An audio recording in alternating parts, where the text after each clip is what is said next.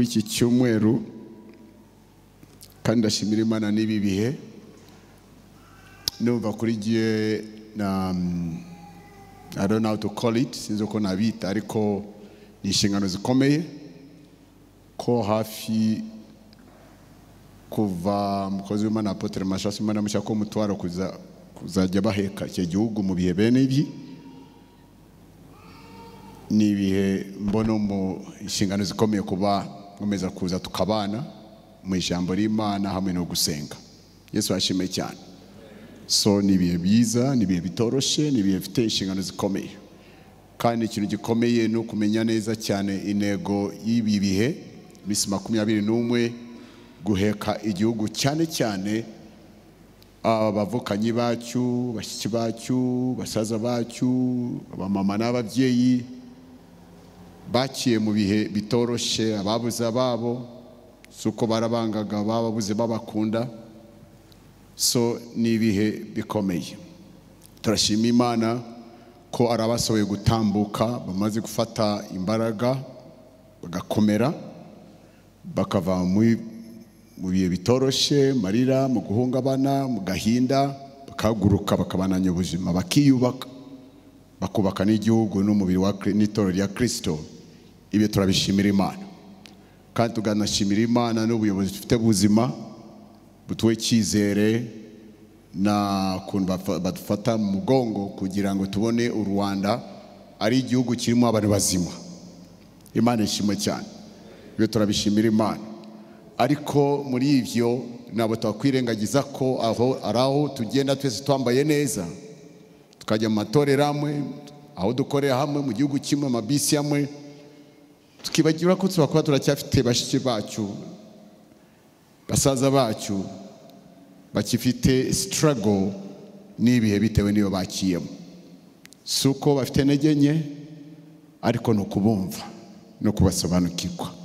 Imana ishimwe cyane. Numva ibi bihe niba ari umusaruro twatanga nk'itorero rya Kristo mu gihe nk'iki, ari bamwe twari dahari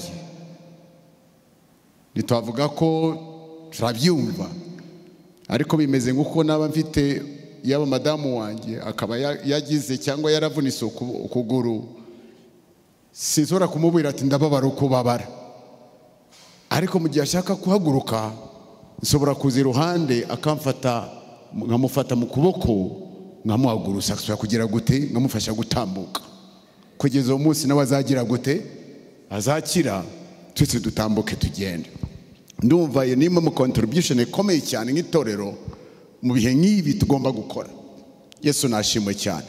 Bamwe siho twari turi, nitwasobora no kugeza kubesha ati ibyo mwumva turabyumva, tuba tubeshe, ariko sakuzana igitugu no kuboko kwawe ukavuga ati fata ahangaha reka tuhaguruke. Uracyacyumbagira ibyo wakiye musi nabo twabibonye, nabe twari kumwe, ariko turabumva, we understand you. Imana ishimwe cyane. Nicyo Bibiliya ivuga mu gitabo cy'Abagalatiya. Tumaze igihe n'itorero yacu dusengera bibihe no gusenga no kwiyiriza. Mu Bagalatiya cya 6 umurongo wa 2 ijambo ry'Imana avuga twikoranire imitwaro yacu. Si n'imitwaro gusa, mureke tuzajye twiga no kwikoranira imibabaro yacu, agakinda kacu. Mu gihe niba mugenzi wanjye avunise akaguru, akaza nkamushyira igitugu iruhande akanyifata akahaguruka, Imana ishimwe cyane. Ndimo ndagerageza kwikorera imibabaro ye, twikorana agahinda kacu. Muri iyi si tubamo habamo imibabaro. Ibyo n'umwami Yesu yabisezeye abigisha bati muri iyi si harimo amakuba, harimo ingorane, ariko nimuhumure nuko nanesheje. Si umwami gusa, natwe turahari. Imana ishimwe cyane, kugira ngo bene data, bashiki bacu, abavukanyi bacu, iyo ahuye n'amakuba, iyo ahuye n'ibihungabanya ubuzima bwe, tubabe iruhande, tuvuga ati turahari. Sobora butababara ukuntu babara, ariko ndi iruhande rwawe. Nasaba gufata ukuboko cyangwa gufata mu bitugu kugira dukomeze urugendo. Vuga ati amina. Yesu nashimwe cyane. Nimwe mu mpamvu turahangaha. Niyo mpamvu mu bihe nk'ibi itorero tugomba kuhaguruka tugasenga, tugaheka bene data, tugaheka abana bacu, bashiki bacu, bafite struggle n'ibihe ibyo baciyemo. Imana ishimwe cyane. Vuga ati amina. Kera tukiri batoya ibintu nk'ibi wumvaga ko kuki tabibagiwe tukomeze tutambuke tugende, ariko uko komeza gukura ubwenge urushaho kumenya no kugira ubwenge. Imana nishimwe cyane. Vuga ati amina. Abantu ukuntu Imana yaturemye twese, buri muntu yamuremye afite umwihariko we. Nabo dusa, nabo tungana, nabo tunganya n'imbaraga, nabo tunganya n'imbaraga zishobora kwihanganira cyangwa kwakira ibintu bitandukanye bigoye. Nigeze kumva inkuru y'umugabo, umusore umwe yakunze umukobwa, barakundana biracika. Bageze hagati aho ngaho umukobwa arabenga umuhungu abyumvishe biramurenga, agenda ariyahura. Hanyuma ahandi hari indi nkuru y'undi musore nawe yahuye n'undi mukobwa, birakomera birashyuha, umukobwa aramubenga. Umukobwa amaze kumubenga, umuhungu ajya muri studio akompoza indirimbo, bitewe n'ibi yaciyemo irasohoka, habonamo amafaranga. Uwundi mu kibazo yabonyemo amafaranga, uwundi yagiye kwiyahura. Ese twavuga iki? Twavuga ati wa wundi wasigaye yarakomeye, uwundi nambaraga yarafite. Oya, nabo twakira ibyo duhura nabyo kimwe, tubyakira muri butandukanye. Vuga ati amina. Harabahura n'ibintu twahuye nabyo, akaguruka wenyine nta n'umuntu amusunitse, kaguruka kagenda ataza ubuzima bugakomeza, kiyubaka, gakora ibindi bintu, ariko tucyafite bene wacu baracyagira gute? Baracyahungabana. Si uko afite intege nkeya. Imana yaturemye mu buryo bumwe. Ubu mfite cyavoka hanga kikubita hasi kirashwanyuka, ariko nafata ibuye nkarikubita hasi ntacyo ribaye. Muranyumva shuti? Kandi byose Imana yarabiremye, ikindi kirashwanyutse, ikindi ntacyo kibaye, kandi nkoze just one act ku bintu bibiri bitandukanye. So ibyo tujya tubisobanukirwa, kuyasobanukira bene data, bene wacu, inshuti zacu, abavukanyi bacu, mu gihe bacya mu bihe bigoye bitoroshye, dusobore kubumva. Imana ishimwe cyane. Good. So ibi nari mugerera gusasira kugira amasengesho tumenye cyane icyo dusengera ni kihe. Turashaka guheka igihugu cyacu, turashaka guheka abanyarwanda, turashaka guheka abababaye, turashaka guheka abakinigana n'ibi bintu kubona ukuntu biva. Ejo nagiye gusura umuryango umwe Kristo mwe dusengana nabo baciye muri ibi bintu, baba kumumena hariya, na turimo tuganira, mbona we arakomeye, arabintekereza byose uko byagenze byose. Hanyuma ngera ahantu ndamubaza, ese ko abasigaye bose n'abantu bakifite ikibazo kitewe n'ibi ibyo mwakiyemo? Arambye ati mfite musaza wanjye umwe, musaza wacu umwe, we yaramunaniye kuko yarahari muri Saint Andre bateye, abona mama we ukuntu bagize gute, bamutemye apfa, yarabibonye n'amaso. Kugeza uyu munsi narasubira ku murongo. Muranyumva shuti? Se ibintu dusengera nabo tukore ibintu bitafite relevance. Turimo turakora ikintu kifite relevance kandi gikenewe. Tukeneyemo imbaraga z'Imana hamwe n'ibintu bitandukanye, tubone bene data, bene wacu, bashiki bacu, abavukanyi bacu, abo dusangiye kubaho, abo dusangiye igihugu, abo dusangiye biye turimo, tubone ko bakira. Tugira igihugu cy'abanyarwanda bazima, n'abanyarwandakazi uko basa bose turi bazima. Vuga ati amina. Yesu nashimwe cyane. Good. Tukomere Imana mu mashyi kuko tuzi ko iri mu ruhande rwacu. Uyu munsi reka nange foundation cyangwa urufatiro rw'icyo tugiye kwiga muri cyumweru. Reka tusome mu cyo cy'Abaroma, Abaroma ibice 8 murongo wa 26 na 27.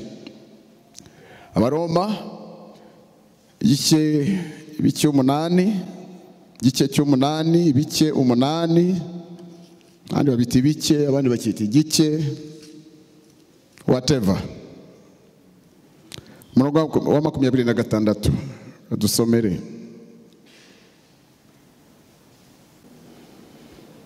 Likewise, also the Spirit also helps in our weaknesses, for we do not know what we should pray for as we ought.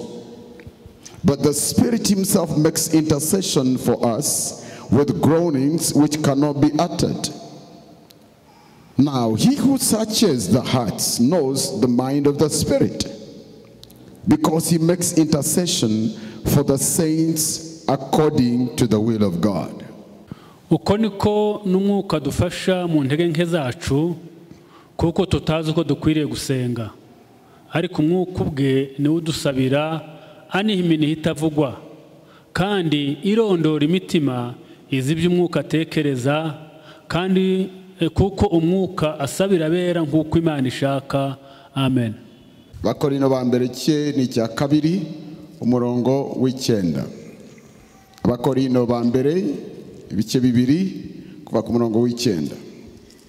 Ariko nk'uko byanditswe ngo iby'ijisho ritigeze kureba, n'ibyo ugutwi kutigeze kumva, ibitigeze kwinjira mu mutima w'umuntu, ibyo byose Imana yabyiteguriye abayikunda. Amen.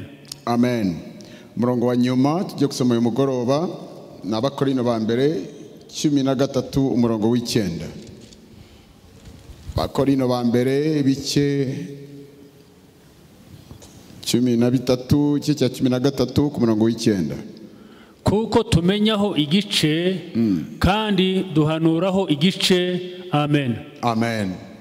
Amen. Witeka mwami Imana, reka ubuntu bwawe n'umuka wawe n'amavuta yawe, ubwenge bwawe, umutima wawe, ibitekerezo byawe, ubwami bwawe, ingoma yawe, gushaka kwawe, ubushake bwawe, reka Mana biyuruke muri uyu mwanya mu izina rya Yesu. Ubutware bwawe n'ingoma yawe reka itware cyose hose, kugira ngo ibyo shaka bibe kuri uyu mugoroba mu buzima bwacu mu izina rya Yesu Kristo. Amen. Muri iki cyumweru uko umwuka agiye kutuyobora, tugiye kwiga ku kintu gikomeye cyane cyitwa gusenga mu mwuka, imbaraga zo gusenga dusenga mu mwuka. Icyo ndashaka ko cyandika mu mutima wawe, tugiye kukimara ko ndashima Imana afite umwanya uhagije, singiye kwiruka cyane kuko turavuga ikintu bita gusenga ni faculty iri sensitive, iri sensible cyane, ari ibintu bimwe dukeneye kumva ukabyumva ukabisobanukirwa neza. Imana nishimwe cyane, Yesu ashimwe cyane. So gusenga mu mwuka iri cyane tukunze kuryumva kenshi, ariko ndasenga umwuka wera dufashe, Imana dufashe muri iki cyumweru, itwigishe tubisobanukirwe neza mu buryo bunoze, kandi umwuka wera tubone imbaraga tuzatubonamo n'ibihe, kugira ngo umwuka wera dufashe kubipraktika, kubishyira mu ngiro cyangwa kubikora mu buzima bwacu, ibindi ku buzima bwacu. Imana nishimwe cyane, Yesu nashimwe cyane. Amen. Ikintu cya mbere tubonye mu ijambo ry'Imana yavuze mu Baroma, tubanze gusoma iki cy'umunani, ijambo ry'Imana yavuze ati umwuka uwiwe adufasha mu ntege nke zacu. Vuga intege nke. Tusubiremo.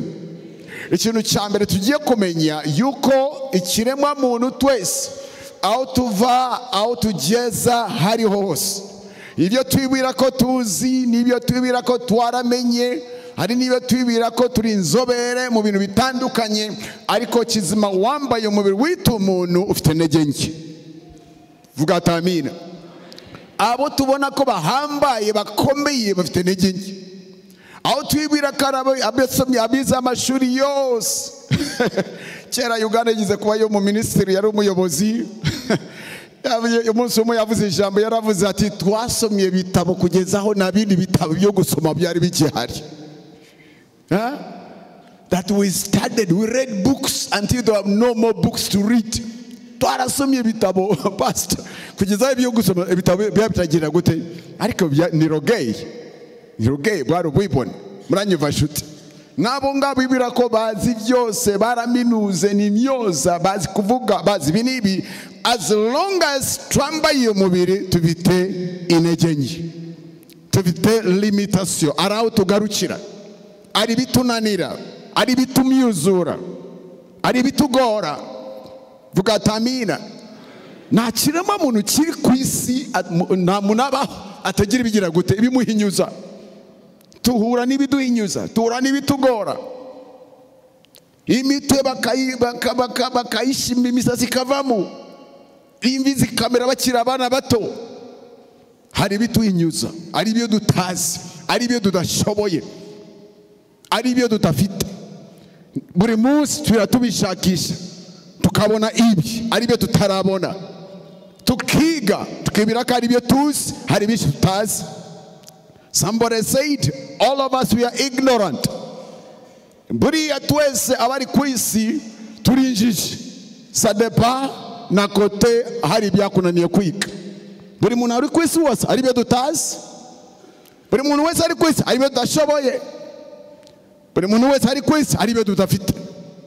Vuga atamina. So niyo mpamvu n'itorero n'uwo twakijijwe hari ibyo tudashoboye. Because Imana Paul aravuga ati tuzi bike nabo tuzi byose. Ijambo rimwe aravuga n'uwibwira ko azi nabo azi uko akwiriye kumenya. Nibyo twibwira ko tuzi, muri ibyo tuzi harimo bishi tutaramenya mu ibyo twibwira ko tuzi. Amen. Nimwe ibyo twibwira ko tubona turora, harimo bishi tutabona mu ibyo twibwira ko turimo turabona. Kirema muntu tufite intege nke. We are humans, turi abantu. Hari aho tugarukira, tufite limitation, tufite uturimbi twishi imbere yacu, tufite byinshi, tufite ibidutangira bishi, tufite aho tugarukira henshi. Nicyo gitume Imana yabonye ko bikwiriye ko yaduha umufasha. Vuga atamina. Twamukuba komeye Imana mu mashyi. Niyo mpamvu Imana yaduhaye umufasha. Mami Yesu ajya kujya mu ijuru abwira abigisha, anabo singiye kubasiga nk'imfubyi, ariko ningera kwa data ngiye kumusaba abohereze abahe undi mufasha. Kuko igihe tumaranye imyaka yose nabafashaga muri byose, mwarasenga bikabananira, narenza ku masengesho yanyu ngabasabira. Byarabananiraga imiyaga ikabakubita ngabafasha ngabakiza. Ariko ngiye kujya kwa data, ariko nasinza abasiga nk'imfubyi, ngiye gusaba data abohereze undi mufasha. Vuga undi mufasha. Amen. Kuki agomba kudufasha? Kuko dufite aho tugarukira, kuko ari ibyo tudashobora kurenga, ko ari ibyo tudashoboye, ko ari ibyo tutabona. Ijambo riravuze ati ibyo amaso atigeze agira gute abona. Aya maso y'umubiri ari ibyo azafa atigeze abona. Aya maso y'umubiri ari ibyo atabona. Hari ibituzungurutsa ahangaha tutabona, hari ibitera ingo zacu tutabona, hari ibitera abana bacu tutabonesha aya maso. Ewe nimugisubiye mu mateka yabaye mu gihugu cyacu, hari ibyatera abantu gukora ibintu n'ibikoko bidakora, ariko byabatera kubikora nabyo bagira gute, nabyo babonaga. Ese murangiza nshuti, hari bishi, hari bimwe bikubuza kuryama utabona, ibyo amaso atigeze abona. So n'amaso yacu ari limite, ari byo tutabona. Ubwenge bwacu buri limite. Ni mpamvu kituza buri cyumwe tukiga tukagaruka tukiga, kuko n'umubenyi bwacu still we are limited. Ari nibyo tutumva, amatwi yacu ari badashobora kumva. Ni mpamvu Imana yabonye ko tukeneye umufasha. Vuga atamina. Imana ntiyadusize nk'imfubyi. Imana itorero abana bayo, abo yacyunguye, abo yakijije, abo yahamagaye, abo yasindishirize, abo yambise ubwiza, aricyo yaduhaye umufasha. Kandi yaduhaye umufasha azi ko afite ibyo tudafite, ashoboye ibyo tudashoboye, yumva ibyo dutumva. Vuga atamina. Ibyo dutazi yaduhaye umufasha. Yesu nashimwe cyane. Yesu nashimwe cyane. Ahantu hambere dufite intege nke ni mu domeni yo gusenga. kandi aricyo ijambo rimana tubwira, dusenge ubudasiba, dusenge ubudahumeka, dusengere abera bose, dusengere abantu bose, dusengere abategetsi, dusenge Paulo nanjye musengere kugira ngo inzugi zuguruke mbere yanjye, dusengere imiryango yacu, dusenge tubwiriza gusenga. Nyamara mwibyo tuhamagarira gukora dufite intege nke,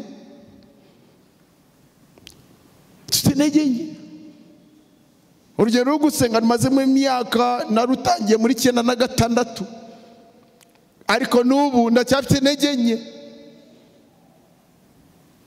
Sinzi mwebe niba mukomeye, ewe narekera nkitasha ngashakisha abandi badakomeye nkigisha abo ngabo, reka ndebe niba ari abafite intege nke mu gusenga aha ngaha bakeneye gufashwa. Wow, Imana ishimwe cyane. Ngeze mu rugo, ngeze iwacu, twese dufite intege nke. Ese ni kangahe Imana kubwira gusenga byo kusenge ukagaruka ukayura ukasenga ukibira ko waseze ukavuga amazino kayamara yabana ukayamara n'ibindi byose ukibira ko isa yageze, wareba ko isa ugasaba maze minota 3 gusa kumva amagambo yashize rwose, ukareba ku isaho ukikabusha, ukareba muri telefoni, WhatsApp, ukagira ukundi kose, kagenda mana haleluya, mana haleluya, kumbe pasi amagambo yagize gute yakamye. Nta rubanza tugukira, twese nuko tumeze, dufite intege nke mu gusenga. Ariko Imana ishimwe cyane kuko muri faculty y'amasengesho, haleluya, ibutare nibayo, Kisi nibayo, ariko mu ijuru ariyo faculty yitwa iki, yitwa prayology, neurology, gufukama. Yesu ashimwe cyane iriyo, kandi Imana ishimwe tufiteyo mu trainer, tufiteyo mu coach yitwa Umwuka Wera. Nituzi gusenga uko bikwiriye, ariko mufasha azi gusenga uko bigomba, azi gusenga, azi uko bigomba kugenda, arabishoboye. Impamvu abishoboye nuko ashobora cyose, impamvu abishoboye nuko azi cyose, impamvu abishoboye kuko aba hose icyarimwe, yuzuye imbabazi zose, yuzuye ubuntu bwose, yuzuye impuhwe zose. Iyo dusabirana bavuga amagambo y'iki-professioneri na tekinike, Bibiliya ivuga iyo dusengera atunihira iminiho.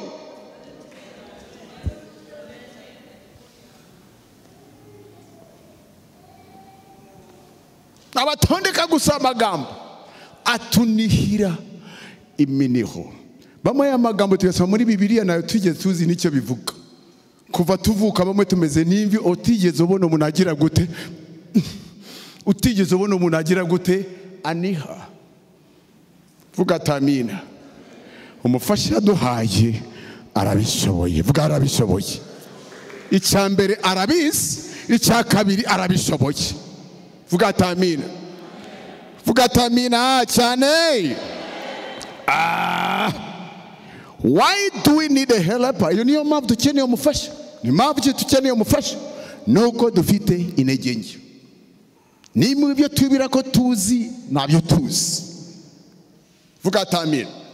Umva akambera avuze niko nshaka ko nasasira ko ngaho tugatahira aho ngaho, singe mu bishi cyane, mfite iminsi myinshi, tuzagenda buhoro buhoro. Umvira ijambo rimwe rivuze mbaro mu mace 8. Ijambo rimwe ravuze ati Umwuka Wera ubwiwe adufasha mu ntege nke zacu. Muranyumva nshuti? Kuko nituzi gusenga uko bikwiriye.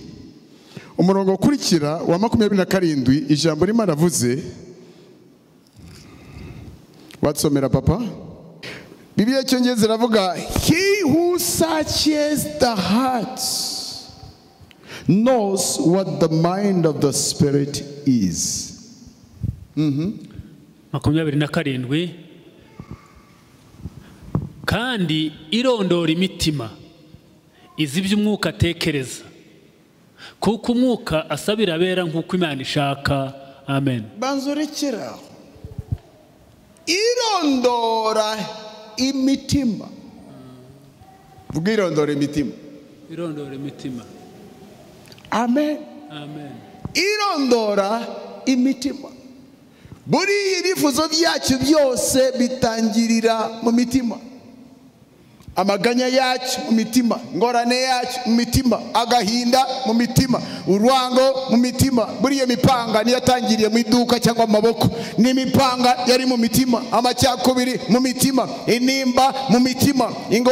Ingorane zacu zose, ibibazo by'ikiremwa muntu byose, ibifuzo byacu ibyo dukeneye cyose, all our needs in the heart. Kandi ziba mu ntege za mbere dufite, nanjye mfite ikintu kimwe nazi, sinzi umutima wanjye. Nawuzi. Ati basi wanjye ndawuzi. Urabesha. Ijambo riravuga Yeremiya 17. Yeremiya tusomere 17:9-10. Yeremiya 17:9-10. Yeremiya 17:9-10. Umutima w'umuntu urusha ibintu byose gushukana, kandi ufite indwara ntiwizere gukira. Namumvirize ijambo rimana komeye. Ati umutima w'umuntu urusha ibintu byose biba ku isi kubesha. Vuga atamina. Vuga atamina. Umuntu wa mbere ugushuka wewe buri munsi, nabari umuturanyi wawe, nabari umugore wawe, nabari umugabo wawe. Umuntu wa mbere ugushuka buri munsi ni umutima wawe. Ati mu bintu bibaho, umunyabinyoma wa mbere utunze umutima wawe. Wow. Sarire tuyibwira ati ndumva umutima urambiruko, ndumva umutima urambiruko, ndumva umutima urambiruko. Akenshi imitima yacu yaratubesha. Uzi impamvu pastor? Kuko nabo tuyizi. Tufite intege nke n'imitima yacu nayo tuzi. N'ibiri mu mitima yacu n'ibindi biri mu bibundabundira mu mitima yacu ntabyo tuzi. Rimwe habamo ibikomere ntabyo tuzi. Rimwe habamo amaganya ntayo tuzi.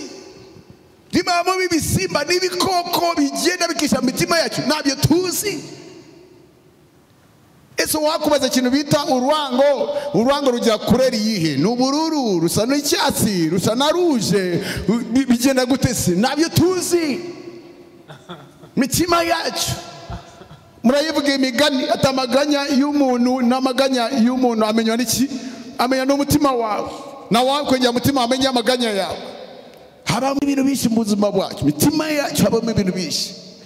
Nyamara nabo tufite capacity yo gukora diagnosis, analysis, observation. Nabo tufite capacity yo gusuzuma tumenye imitima yacu uko imeze. Nayo tuzi. Nayo tuzi. Ibintu byinshi tuniga nabyo mu itoro ry'Imana ni ingorane z'imitima. Ibikomere byo mu mitima, amaganya yo mu mitima, agahinda ku mitima, inembe mu mitima, abahungabanye ni mu mitima, agahinda mu mitima, amacyakuri mu mitima, ibyaha mu mitima. Ibisenyengo zacu birarahe bibundabundira mu mitima yacu. Ibitunaniza kubana n'abandi bira mu mitima yacu. Ibituma urugo rwawe rwanga kuhagarara gushikama biri mu mutima wawe. Ibikunaniza kubaka mu mutima wawe. Ibisenya amatora biri mu mitima yacu. Ibisenya imiryango mu mitima yacu.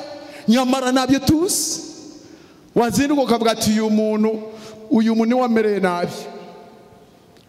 Aho twagerageza nabo tubona pastor mumve intege nke zacu. Twebe turabashumba. Umuntu akaza imbere yawe ukabona inyifato ze zo bita behaviors and conduct. Inyifato ze n'izindi zose wazibona ugakora conclusion. Ikibazo cye ni ikingiki n'umujinya. Daimoni muzatoka. Ariko akenshi pastor nabo tuzi imitima. Tubone imbuto tutazi imizi y'igiti. Tukavura ingaruka nitumenye ikibitera. We deal with the symptoms and we don't know the cause.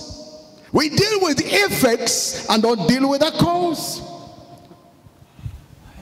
kuko umuntu ashobora kugira umujinya ukabize mu itorero tukibwira ko ikibazo ni umujinya tutazi yuko ni rejection yagize kera akiri no mu nda ya nyina. Bishi ibintu tubona abantu bakora, inyifato tubona mu buzima bw'abantu, mu buzima busanzwe aho bakorera, mu miryango yabo, inyifato zabo, imyambarire yabo, umuntu akambara ubusa tukigisha mwambare neza mwikwize. Kumbe ikibazo cyo kwambara kuriya gifite yindi aho gikomoka, aho cyatangiriye. Many times we deal with effects, not the causes. Kuko imitima nayo tuzi. So mu murongo w'10 harimo igisubizo. Ese imitima ishukana twayigenza gutese? Ninde wayimenya? Umurongo w'10, Nje Uwiteka nije urondora umutima nkawugerageza, kitura umuntu wese ibihwanye n'inzira ze uko imbuto ziva mu mirimo ye ziri. Vuga amen. Aravuga jewe Uwiteka ni jewe jenyine mfite amaso arondora buri mutima, nkawuhinduriza, nkawureba indani, nkawujyamo indani, nkawureba mu bubafu, nkawureba bumoso, munsi yawo, imbere yawo na hejuru yawo, nkamenya umutima w'umuntu ukuntu umeze. Hanyuma nkamenya ni impamvu kiyifata kuriya, impamvu yifata kuriya bitangira mu mutima ndabibonye. Yesu nashimwe cyane. Vuga atamira. So niyo mpamvu dukeneye umufasha, kuko we ubwiwe yinjira mutima wawe akawumenya. Nanjye ubwanjye twakwari hari inyifato zimwe nifata siba kwa zibangamiye abantu, kandi nabizi Imana ikamenya impamvu. Abantu benshi ukuntu bifata, ibyo tubona hanze siyo biba mu mitima. We see the fruit but we don't see the roots. Imana ironda mu mitima ikamenya aho byatangiriye. Kareba ukuntu wifata ikamenya ikibitera, kabona ukuntu uvuga ikamenya ikibitera, ikabona ukuntu ugenda ikabona kubitera. Hari uzikari y'abantu bamwe musobora gusengera daimoni yo kurya cyane, kandi stress n'ihungabana rigira ibintu zikora. Abantu bamwe arahungabana, iyo abonye huye n'ikintu bita guhungabana biba mu mitima. Uwundi apeti kagenda kurya kabireka. Uwundi we stress yamutera na kimukimbiri. Frigo na zibura kuryama kirakana muri frigo tose aradusakumba tose agatumara mu joko n'utundi twose mu minsi mikiye mukamva umuntu amezuko. Ano bamwe yimuhungabana akananuka, uwundi akagira gute akabibuha bikabisha. Tukibira turukane daimoni y'iki yinda nini. Kibazo si icyo, ari kibiteye. Vuga atamina. Niyo mpamvu tukeneye umufasha cyane cyane mu gusenga, kuko tutamenye tubonye umufasha uzasengera ubuzima bwawe utema amashami imizi ikiriyo. Kandi iyo temye amashami ni iminsi mike gusa birasubira mbishibuka. Ubona abana bawe nyifato bifata utema ukata amashami. Mwana w'umujinya mu izina rya daimoni ndayirukanye mu izina rya Yesu. Ariko utazi utasubiye inyuma umuka we nese wakukubwira atuye mu kibazo ari icyazanye uwo mujinya wavuye ahandi. Ukimenye uyu muntu yatungana. Vuga atamina. Yesu nashimwe cyane. So impamvu nari mu ngibasasirira ijambo kubabwira ni impamvu ki mu gusenga dukeneye umufasha, kuko umufasha twahawe arondora umutima neza, amenye uyu muntu kimukoresha bya bindi byose yabuze urukundo. Uyu muntu mpamvu agenda kuriya yifata kuriya n'ibya bindi byose mubona akora bizana umutekano muke mu rugo, mu itorero, buri department bamushyiramo ibintu byose bigaparangana. Uyu muntu afite ikibazo cya rejection. Muranyumva nshuti? Yesu ashimwe cyane. Ninde yabimenya? Umwuka ni wabimenya. Hanyuma umwuka wera ijambo rimwe ravuze kuko irondora imitima, izi ibyo umwuka atekereza. Icyambere Imana tuwo mwuka wera arondora imitima yacu akatumenya neza. Ikindi aravuze ati iyo umwuka atwingingira, atwingira akurikije uko Imana ishaka. Ese ni kangahe tumara amasaha tukajya mu za jeni tugasengera ibyo tugira gute? Ibyo dushaka. Mana ndashaka ibi, Mana ndashaka ibi, kuko tusengera paraporo y'ibyo tubona. Iyo musafuriya muri jyo ko nakiriyo ugiye gusengera iki? Mana ibiryo, Mana ibiryo, Mana ibiryo. Iyi ngwara yakubise, Mana ingwara. Ibyo tubona.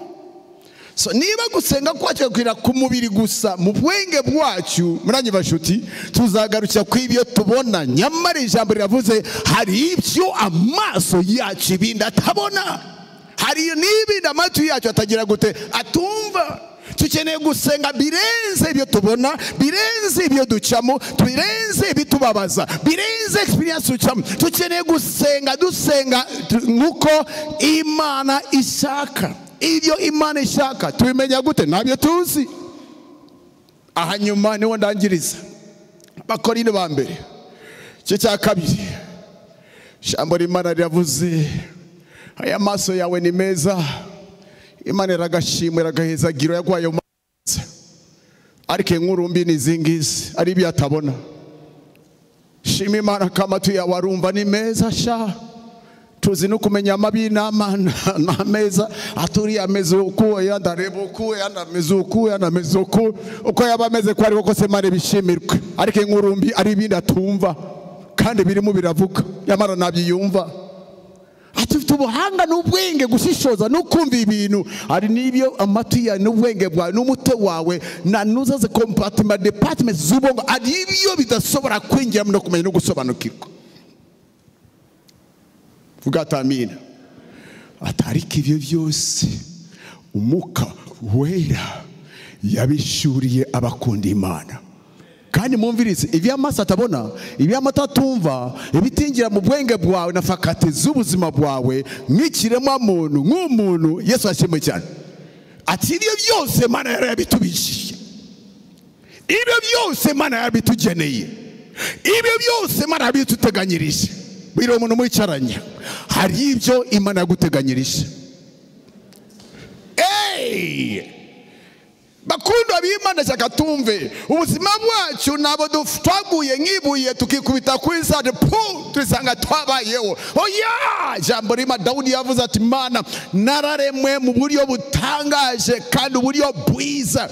Imana yarakuremye itarakurema, yarabiteguye, yarabiteganyije kumenya uko izakurema, uwo uzaba we, aho uzavukira, icyo uzaba maze. Ubuzima bwacu wagiye kuza mu isi Imana yarabipanze byose.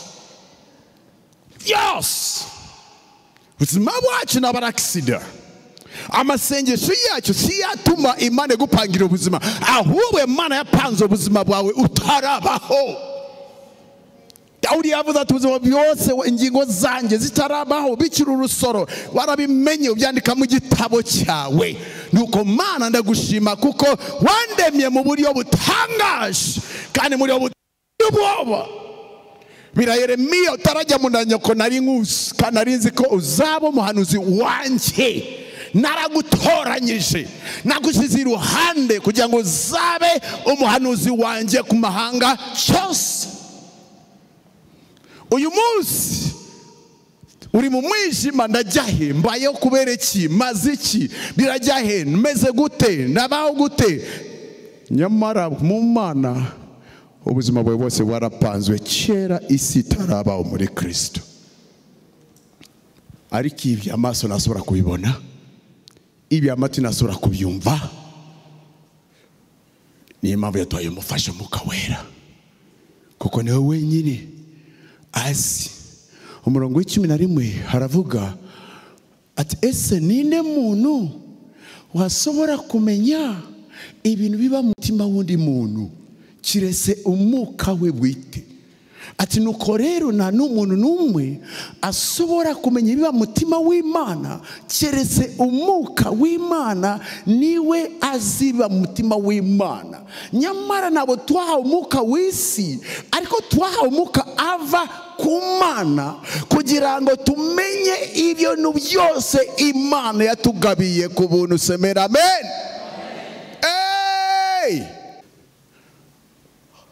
Ariko aravuga ati ab'inyama n'umubiri ntibasobora kwakira ib'Imana. Ibintu bigiye kwiga muri iki cyumweru. Ab'inyama n'iki? N'umubiri gusa ntibasobora kwakira ib'Imana, kuko ib'Imana ibyo mu ijuru, ibyo mu mwuka ku banyamubiri ni ubufafa. Ntibasobora no kubimenya, kuko biriya ab'umwuka nibo bonyine basobora kubisobanukirwa. Vuga ati amina. Yesu ashimwe cyane. Yesu nashimwe cyane. Uyu munsi narimo usubiza icyo kibazo, ni impamvu ki dukeneye umwuka w'Imana? Ni impamvu ki dukeneye umwuka wera? Kuko dufite intege nke. Icya mbere nabo tuzi ibyo dukeneye, tusaba ibyo tutakeneye. Par rapport y'ibyo tubona, ibiduhungabanya n'ibyo turimo n'ubwoba, niyo bidusunika gusenga. Vuga ati amina. Kuko twamenya gute ibintu Imana ishaka biri mu mutima w'Imana? Ninde abizi? Ni umwuka wera, kandi yaramuduhaye kugira ngo adufashe tumenye ibyo yatugeneye ku buzima bwacu, ni imigambi yayo ku buzima bwacu. So umwuka wera ikintu cya mbere ni iki ngiki, amenye imitima yacu, akakubona uko ubayeho n'ubuzima ukuntu bumeze. Yabona mu Mana akabonamo wewe undi, akakubona ugowe, kakubona mu maganya, kakubona mu marira, kakubona mu ngorane, kakubona uganya, kakubona ukubita hirya no hino, udandabirana, uhaguruka, ugwa, unyerera, akakubona. Nyamara yabona mukawera, yabona mu Mana akabona mu wewe undi,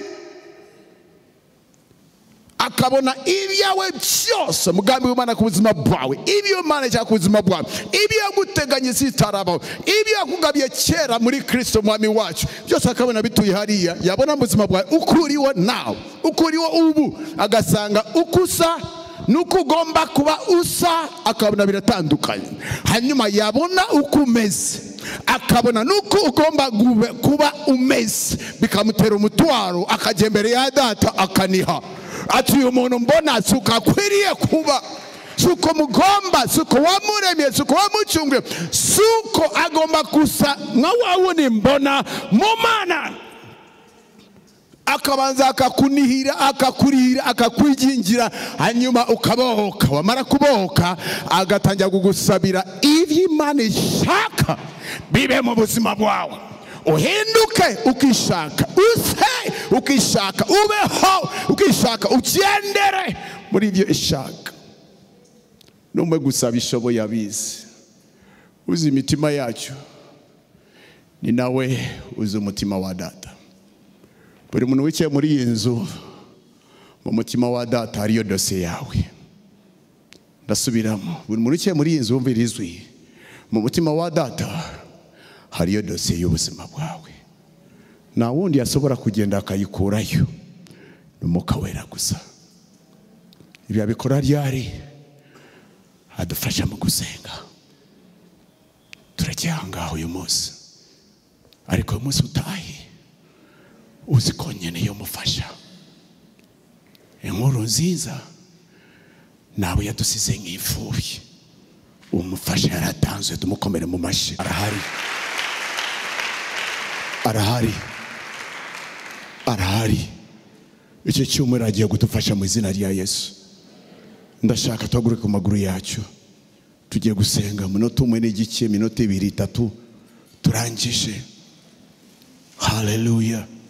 Uwo mufasha arahari. Ibintu mbabwira si imigani, si inkuru z'imbarirano. Nasenze imyaka myinshi, nazi ko mufasha ahari. Byarangoye, byaramvunye, byarandushije. Nicyo gituma pastor abantu benshi gusenga babingiramo bakabivamo. Sinari wabone projet abantu batangira benshi bakayivamo ku bwinshi kandi mu gihe gitoya cyane nka proje yo gusenga. Harabaza muri iyi minsi paso kabona bahagurutse muri yo mwinshi nyuma y'amezi 3 ati bwana wagiye ko takiboneka. Pasa birakomeye. Kenshi tuba tutamenye umufasha, tukagera bikatugora, bikatuvuna, tukabivamo. Nyamara hari yo mufasha. Vuga atamina. Kuva igihe namenye ko hari yo mufasha, nkamwemerera akamfasha, vuga atamina. Iyi proje sinzapfa nyivuyemo kuko nabonye umufasha. Vuga atamina. Anzi neza, akamenya amaganya y'umutima wanjye, akamenya ese umutima bawusoma gute. Ko hari yezo bita mita y'amazi, ariyo mita y'amasanyarazi. Hati mita iri hehe? Ya yina mita ipima ibiba mutima. Mwuka Wera amenya umutima wanjye neza, akamenya icyo nkeneye, akamenya ikimbabaje, akamenya ikihungabanya ubuzima bwanjye, akajya kwatatakanzabira. Ariko si byonyine, iyo abona umubabaro akabona umunezero muri data, itayinginga wa munezero kavayo ugasimbura agahinda, nkabona umunezero. Vuga atamina.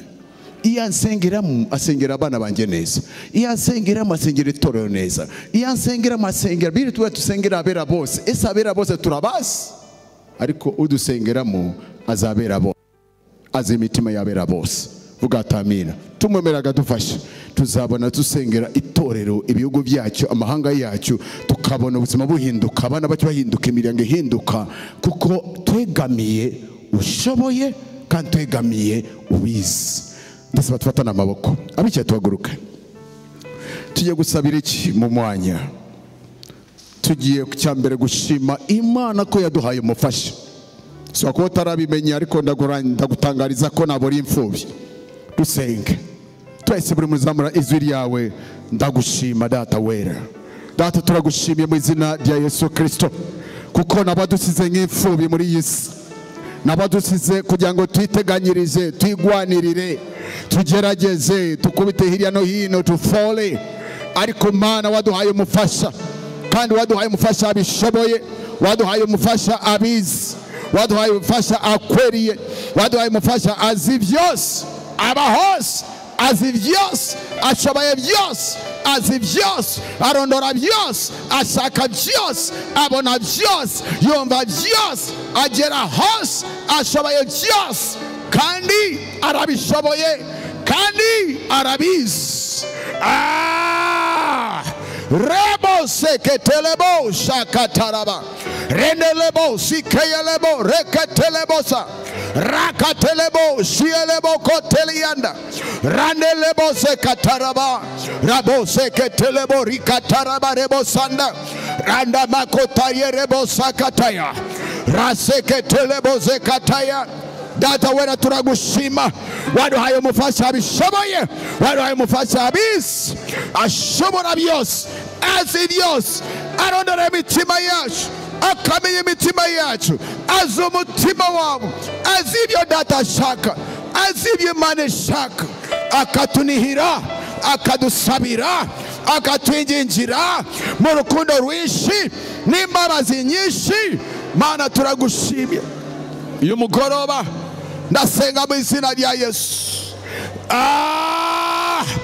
Mana reka umufasha amanuke mu itorero ryawe, uwo mufasha amanuke mu bwoko bwawe, akore mu bwoko bwawe, asengere muri twe, agendere muri twe, abe muri twe, atwigishe, adukomeze, atuzamure, aturondore, atumenye mu izina rya Yesu Kristo. Reketelebosa, retelebo shikarababa, rasakatayelebo sekete, rekatelebo shakatalaba, randelebo seketeria, ribakatelebosa, rasokotoria banda. Thank you, Father. Blessed be your name. To your name we give praise. To your name we give glory, Father. Be glorified, be magnified, everlasting Father, in Jesus' name. Amen.